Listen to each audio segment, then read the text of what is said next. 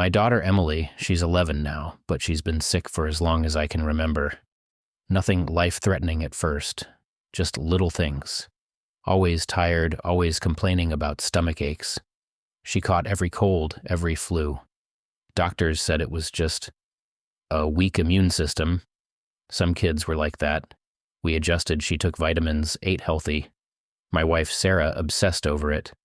She thought maybe Emily had food allergies, so we cut out dairy, gluten, everything at one point. But nothing changed. She still had pain. Still had these episodes where she just curled up and cried. We went to doctors, specialists. They ran tests, blood work. Everything came back normal. Growing pains, they said. Some kids have sensitive stomachs, they said. I believed them at first, but Sarah, she never did. She knew something was wrong. Then last year, it got worse. The stomach pain turned into sharp cramps that made her double over. She'd be in the middle of doing homework, and suddenly she'd be on the floor, holding her stomach. She lost weight. I noticed her eyes had this tired look all the time, like she wasn't really there. Doctors finally took it seriously. They did scans, and that's when they saw it. Something was there. Something inside her abdomen that wasn't supposed to be. They couldn't tell what it was exactly. Could have been a tumor, they said. Could be something else. Whatever it was, it needed to come out. Surgery was scheduled. Sarah was a wreck. I tried to be the strong one, but honestly, I was terrified. What if it was cancer? What if it was something worse? We didn't talk about it out loud, but I knew we were both thinking it. The morning of the surgery was hell. Emily was scared, but she tried to be brave. I'll never forget the way she looked at me before they wheeled her away, like she wanted me to promise everything would be okay. And then, during the surgery, the doctor found something they didn't expect. That's when everything changed. Waiting during that surgery felt like the longest hours of my life. Sarah and I just sat there, barely speaking. Every time the doors to the OR swung open, my stomach clenched. I kept checking the time, but it barely moved. I remember Sarah gripping my arm at one point, whispering, "Something's wrong. I can feel it." I told her to calm down, that we had to trust the doctors, but deep down, I felt it too. Then, finally, the surgeon walked out. His face, I'll never forget it. He looked serious, too serious. I expected him to say, "Surgery went well, she's in recovery." But he didn't. He asked us to follow him to a private room. My legs felt like jelly walking in there. Sarah was already shaking. The doctor sat us down, and I could tell he was choosing his words carefully. "We found something unexpected inside your daughter's body." I remember my mouth going dry. I couldn't even speak. Sarah grabbed my hand so tight it hurt. The doctor pulled out some images from the surgery. X-rays. He put them up on the screen, and that's when Sarah gasped, like really gasped. Her face turned pale, like she was about to pass out. I looked at the screen. At first, I didn't get it. It just looked like shadows, shapes. But then I focused. Inside Emily's abdomen, right near her intestines, was something that shouldn't be there. It was hard to make out at first, but when the doctor zoomed in, my stomach dropped. It looked like a small curled-up object, not a tumor, not a cyst, something else. The doctor cleared his throat. "What we found inside your daughter's body is unusual." That's all he said at first. I felt like my whole world tilted. My first thought, did she swallow something as a baby? Did we miss it all these years? But that didn't make sense. Something like that would have shown up in scans before, right? I turned to Sarah, but she was just staring at the screen, frozen. Her hand had moved to her mouth, her eyes wide, and for the first time in my life, I saw real fear in her face. I tried to keep my voice steady. "What do you mean, unusual?" The doctor hesitated. That pause, That was the longest, scariest pause of my life, and then he finally said it. We believe this object has been inside Emily since before she was born. My brain couldn't process it. That didn't make sense. How could something like that just be there? Sarah was shaking her head over and over, whispering, "No, no, no, no." And that's when I knew, whatever this was, it wasn't normal. And it sure as hell wasn't going to be easy to explain. I sat there staring at the screen, trying to make sense of what the doctor just said. Something had been inside my daughter since before she was born. What the hell did that even mean? Sarah still hadn't said a word.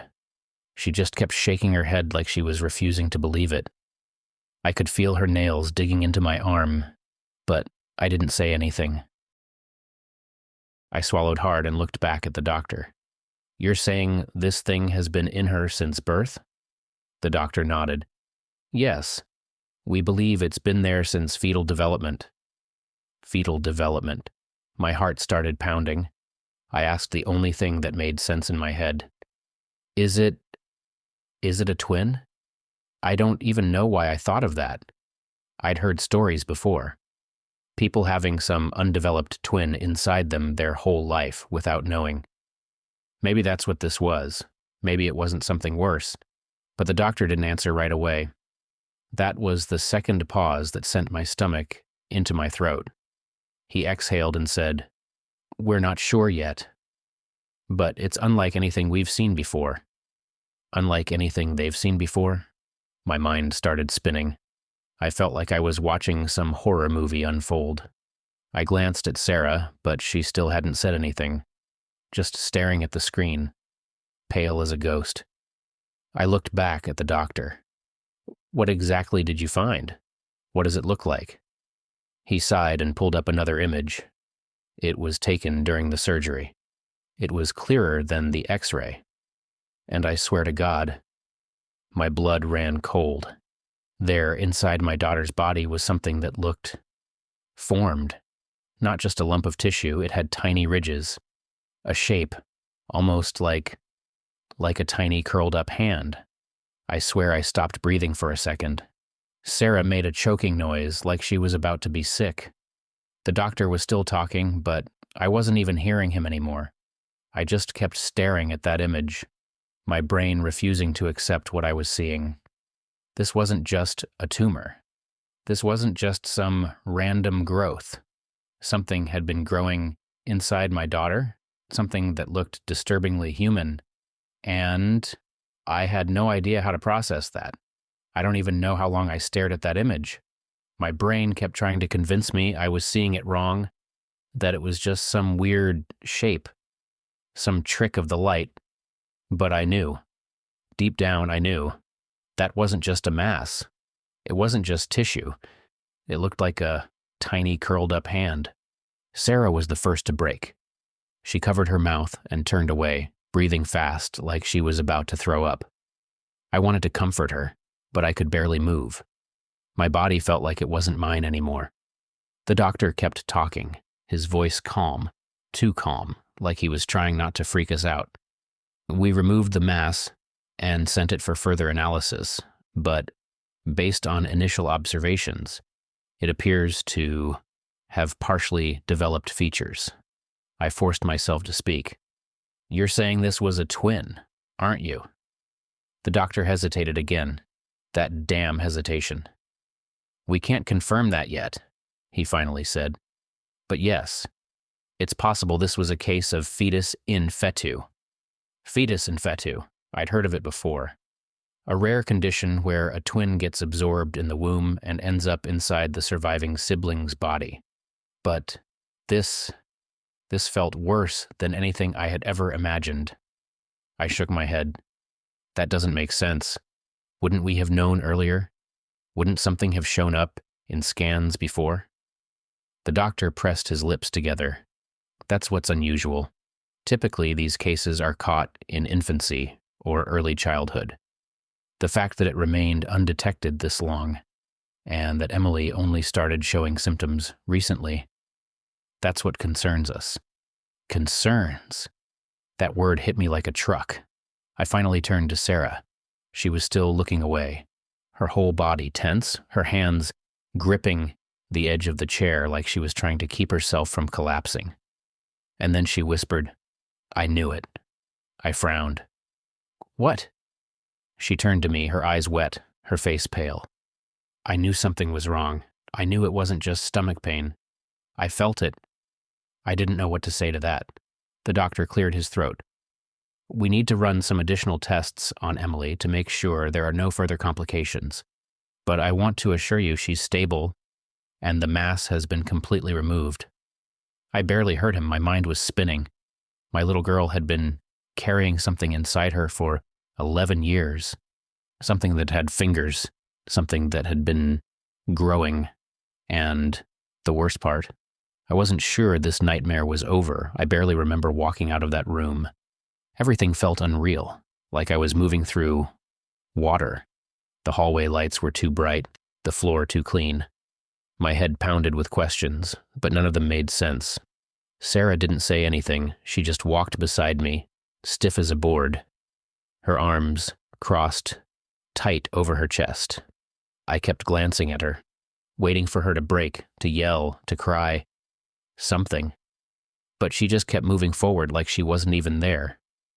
Emily was still in recovery. We weren't allowed to see her yet. So we sat in the waiting room, surrounded by the quiet hum of vending machines and the occasional shuffle of a nurse passing by. The air smelled like coffee and antiseptic, and I felt like I was going to be sick. I kept replaying the doctor's words in my head. Fetus in fetu. An absorbed twin. That had to be it. What else could it be? It made sense, except it didn't. Why did it take 11 years for it to cause problems? Why now? And why did it look like that? I tried to shake it off. Maybe I was just freaking myself out. Maybe I was seeing things that weren't really there. But then I thought about Sarah's reaction. The way she knew before the doctor even said anything. Finally, I couldn't take it anymore. "Sarah," I said, my voice low, "what did you mean when you said you knew?" She blinked, like she just realized I was there. Then she swallowed hard and looked away. "I don't know," she muttered. I felt something was wrong. I've felt it for years." I frowned. "What do you mean?" She hesitated. Then finally, she sighed and rubbed her temples. "It's going to sound crazy." I just stared at her. After everything that had happened, I wasn't sure what crazy even meant anymore. She took a shaky breath. "Remember when I was pregnant with Emily? The nightmares I used to have?" I did. She had horrible dreams back then. She'd wake up gasping, sweating, saying she saw something inside her, something trying to take Emily away. I always told her it was just hormones, just anxiety. But now, sitting in that waiting room, I wasn't so sure. She looked down at her hands. "I used to dream about something else inside me, something that wasn't supposed to be there." She swallowed. "And now they're telling me Emily had something inside her too?" A chill ran down my spine. I wanted to tell her she was just making connections where there weren't any, that this was just a medical condition, a freak accident. But the words wouldn't come out, because deep down, I was starting to feel it too. Something about this wasn't normal, and I had the horrible feeling that we weren't done with it yet. We finally got to see Emily a few hours later. She was still groggy from the anesthesia, her little body swallowed up by the hospital bed. She looked so small, so fragile. I sat beside her, brushing her hair back, trying to smile, trying to be strong for her, but my mind was still spinning. Sarah barely spoke. She just sat in the chair next to me, staring at Emily, like she was afraid to look away. I knew she was still thinking about what we saw, about what the doctor said. I was too, but I didn't want to say anything in front of Emily. She woke up, slowly, blinking at us with those sleepy, confused eyes. "Mom?" Her voice was hoarse. "Dad?" "Hey, baby," I said, squeezing her hand. "You're okay. Surgery's over." She tried to shift, then winced. I could see her struggling to remember what had happened. Then suddenly her brows scrunched together. Did they get it out? I froze. Sarah did too. I forced myself to nod. Yes, sweetheart. They got it out. You're going to be just fine. She stared at me like she wasn't sure she believed me. Then, so quietly I almost didn't hear, she whispered, "It was hurting me." Something about the way she said it sent a chill up my spine. I swallowed hard. I know, baby. But it's gone now. Emily just nodded, but she didn't look relieved. If anything, she looked unsettled. Sarah finally spoke, her voice shaky. How do you feel? Emily hesitated, then whispered, lighter. I don't know why, but that word made my stomach turn. The next day, the doctor came back with results from the lab tests. I could tell he was still trying to stay professional, but there was something off in his eyes, like even he didn't know what to do with this information. He explained that, yes, the mass had some features of a fetus in fetu case, but not completely. It had partially developed bones, soft tissue, hair, but there were things that shouldn't have been there, things that didn't make sense. The structure is unusual, he admitted. It had elements that resemble fetal development, but also abnormalities we don't typically see in these cases. I felt Sarah tense beside me. I could feel my own heartbeat pounding in my ears. What kind of abnormalities? I asked. The doctor hesitated. We're still studying it. That wasn't an answer, and I could tell from his face that there was something he wasn't saying. I pushed harder. Was it alive? He shook his head immediately. It wasn't viable. It was never fully developed. That should have reassured me. It didn't. Then Sarah asked the question I hadn't dared to. Could it have been growing? The doctor exhaled through his nose. There's no evidence of active growth, but the fact that it only started causing problems recently is unusual. Unusual? He kept saying that word, like he was avoiding saying something worse. I looked at Sarah. She was gripping the edge of the chair again, just like she had in the waiting room. She wasn't convinced. Neither was I, because deep down, I felt it. Whatever they pulled out of my daughter, it wasn't just an undeveloped twin, and I wasn't sure we were supposed to have removed it, but I knew better. She wasn't the same. At first, I told myself it was just the surgery. She was tired, weak. That was expected. But as the days passed, something felt different. It wasn't just that she was recovering. It was the way she acted. She was quieter, more distant. She didn't complain about pain anymore, but sometimes I'd catch her staring at her stomach, touching the bandages like she was looking for something, like she missed something. One night, I woke up to find her standing in the hallway, just standing there, in the dark. Emily, I whispered, my heart pounding. What are you doing? She didn't answer right away. Then, in the softest voice, she said, It was part of me. I felt a cold shiver run down my back. I stepped closer, trying to keep my voice calm. What do you mean, sweetheart? She turned to me, and in the dim light, her eyes looked darker, different. It wasn't just inside me, she whispered. It was me. I didn't know what to say. I wanted to tell her she was wrong, that she was just tired, just confused.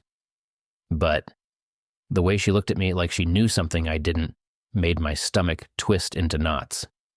Then she turned and walked back to her room like nothing had happened. I stood there for a long time, listening to my own heartbeat, feeling something cold settle deep in my chest, because for the first time since this whole nightmare started, I started to wonder if we'd made a mistake. What if the thing inside Emily wasn't just some medical anomaly? What if it wasn't supposed to be removed? And worst of all, what if it's still with her? I don't sleep much anymore. Not since the night I found Emily standing in the hallway. Not since she looked at me with those dark, knowing eyes and said those words. I keep telling myself I'm overthinking it, that I'm just exhausted, that I'm making connections where there aren't any. But then something else happens. And I know I'm not imagining this. Emily isn't the same. At first, it was small things. She stopped watching her favorite shows, stopped playing with her toys. She used to be glued to her tablet, but now she barely touches it. Instead, she just sits, staring at nothing. Sarah tries to pretend everything's normal, but I can see it in her face. She feels it too. And then the dreams started. Emily began waking up in the middle of the night, crying. Sometimes she'd scream, not loud, not like a normal child having a nightmare. It was worse, these low, shaky gasps like she was choking on fear. I'd rush in, sit on the edge of her bed, and hold her. "It's okay, baby," I'd whisper. "It's just a bad dream." But every time, she'd say the same thing. "It's trying to come back." I don't know how to respond to that. I don't know what to say to my little girl when she looks up at me with tears in her eyes and whispers things that make my skin crawl. I can still feel it. It's not gone. It wants me to let it in. I told Sarah about it. She told me it was just trauma, just Emily adjusting after the surgery, but I saw the way she rubbed her arms, the way she couldn't meet my eyes. She doesn't believe that. Not really. Then last night happened. I woke up to the sound of scratching. At first I thought it was our dog, but then I remembered. We don't have a dog. I sat up, blinking in the darkness, listening. The noise was soft but steady. Scratch, scratch, scratch. It was coming from Emily's room. I got up, my chest tight, and walked down the hall. The door was slightly open. I pushed it wider. Emily was sitting on the floor, her back to me. Her fingernails dragged slowly against the wood, over and over. "Emily," I whispered. She stopped, but she didn't turn around. I stepped closer. My heart was pounding so hard I could barely hear myself think. "Baby, what are you doing?" For a long moment, she didn't move. Then finally, she turned her head slightly, just enough for me to see her profile. "I hear it." Her voice was flat. "Wrong." I swallowed hard. "Hear what?" She turned fully then, and in the dim glow of her nightlight, I saw her face, her eyes. They were hers, but they weren't. They looked darker, deeper, like something was looking back at me from inside her. "I let it in," she whispered. Every hair on my body stood up. My throat went dry. "Let what in?" She blinked slowly. "It never left." I couldn't move. I couldn't speak. I could only stand there staring at my daughter, my little girl, while something else looked back at me through her eyes. And then she smiled. Not a normal smile, not Emily's smile, something else's. Something that had been waiting. Something that had finally come home. It's been 3 days. Emily is fine. That's what I keep telling myself. That's what I keep telling Sarah. But we don't talk about what happened that night. We don't talk about how Emily doesn't cry in her sleep anymore, or how sometimes I catch her watching me from across the room, just watching, or how, when I ask if she's okay, she just smiles. The same smile she gave me that night, the one that doesn't belong to her.